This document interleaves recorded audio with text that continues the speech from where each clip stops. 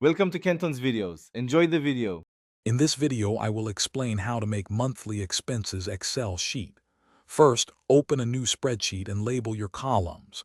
You'll want headings like date, category, item description, and amount. It's also helpful to add a payment method column to see how you're paying. Make sure to format the amount column as currency, so your financial figures are easy to read and understand at a glance.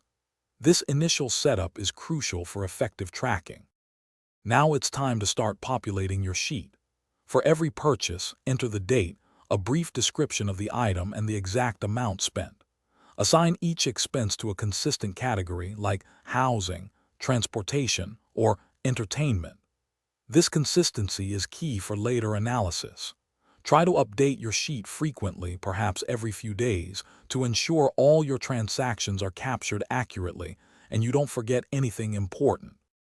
Once you have some data, you can start analyzing your spending.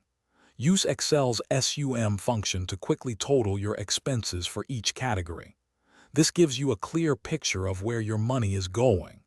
Next, establish a budget by setting realistic limits for each category, perhaps $200 for groceries or $150 for entertainment. Regularly compare your actual spending against these budgeted amounts to pinpoint any areas where you might be overspending. Finally, make it a habit to review your entire expense sheet at the end of each month. Look for trends and identify potential areas where you could cut back or save more money.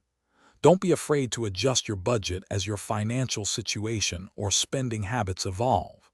Remember, this is a dynamic tool to help you achieve your financial goals.